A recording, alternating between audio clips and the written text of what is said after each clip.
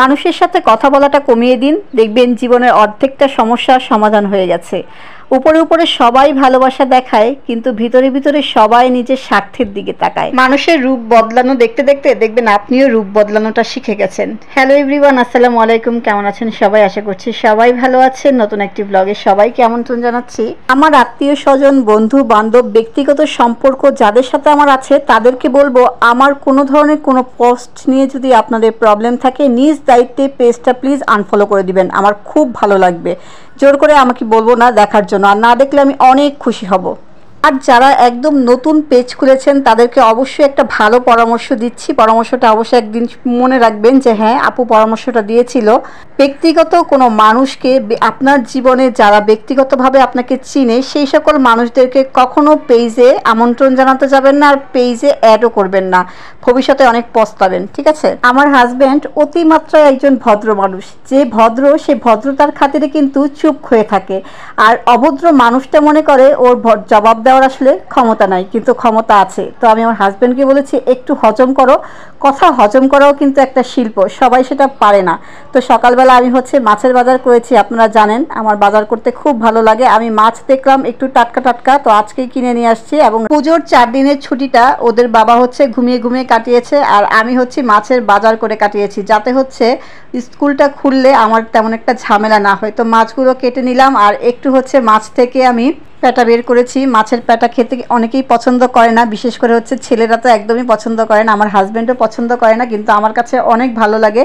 আমি একটু একটু করে প্যাটা বের করে রাখি। এটা দিয়ে বেগুন দিয়ে আলু দিয়ে রান্না করে খাই। আর এই তো মাছের ময়লাটা এখন ডিপ ফ্রিজে রেখে দিব। আর আমার সাথে এটা কমন ইনসিডেন্স যে আমি যেদিন মাছ কুটবো তার পরের দিন ময়লা নিতে আসবে না। এজন্য আমি মাছ কুটে একটা ভালো করে প্যাকেট করে ময়লাটাকে ডিপ ফ্রিজে রেখে বরফ করে দেই। 3 দিন পরে আসলেও যাতে দুর্গন্ধ না হয়। এটা আমাকে ময়লা যে নিতে আসে সে শিখিয়ে দিয়েছে। আমি একদিন খুব রাগারাগি করেছিলাম, তো আমাকে বলেছিল ময়লা ডিপ ফ্রিজে রেখে দিবেন, গন্ধ হবে না রান্নাঘর, বাচ্চারাও বিরক্ত হবে না।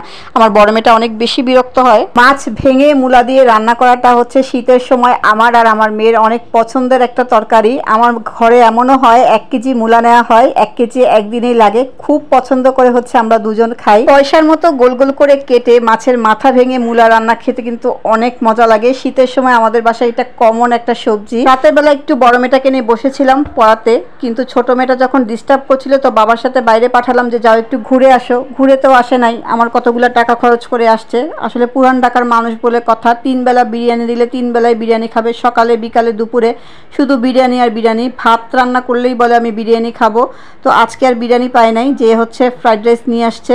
বা বাইরে গেলে আমাদের একটু লাভই হয়, আমরাও একটু ভালো মন্দ খেতে পারি। কিন্তু এই যে একটা জিনিস যে চাওয়ার নিয়ে ও যে বায়না ধরে, এই জিনিসটাই ভালো লাগে না। মানে যেইটা চায় সেইটাই তাকে দিতে হবে, না দিলে ওইখানেই বসে পড়ে কান্না করতে।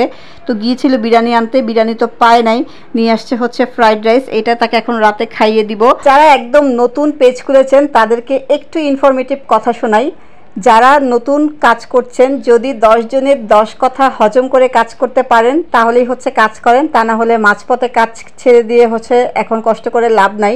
কারণ এই প্ল্যাটফর্মে আপনাকে অনেক কথা শুনতে হবে, আপনাকে না আপনার ফ্যামিলি মেম্বারকে অনেক কথা শুনতে হবে। তো তাদেরকে কনভিন্স করে যদি আপনি কাজ করতে পারেন তাহলেই করেন, তা না হলে এখন থেকে এত কষ্ট করে পরে কাজটা ছেড়ে দিবেন, তখন হয়তো আপনার পরিশ্রমটাই বৃথা যাবে। তার চেয়ে ভালো আগেই ছেড়ে দেন। কারণ এই প্ল্যাটফর্মে আপনি একটা পোস্ট করবেন, একটা রিলস করবেন, সেটা দেখবেন, সেটা নিয়ে আপনার মেসেজ আসবে, আপনার ফোন কল আসবে।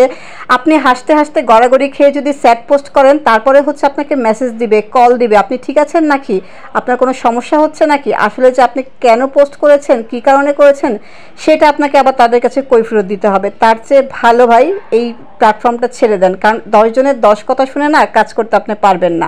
আরেকটা কথা বলি, শুরুতেই ফ্যামিলি মেম্বারদেরকে জানাতে যাবেন না যে আপনি পেজ খুলে কাজ করছেন, আপনার একটা পেজ আছে, কোনো দরকার নাই। আপনি কাজ করেন, আস্তে আস্তে এমনিতেই আপনার ফলোয়ার বাড়বে। আপনার ফ্যামিলি মেম্বাররা কখনোই আপনার ভিডিও দেখবে না, বা ভিডিও দেখলেও সেখানে লাইক কমেন্ট করতে আসবে না। কারণ তারা ভাববে আপনি লাইক কমেন্ট করে তো অনেক টাকা ইনকাম করে ফেলবেন, এটাই তারা কিন্তু ভাববে। তার চাইতে ভালো তাদেরকে কখনো ভুলে জানাতে যাবেন না যে আপনার একটা পেজ আছে, আপনি একটা পেজ নিয়ে কাজ করছেন।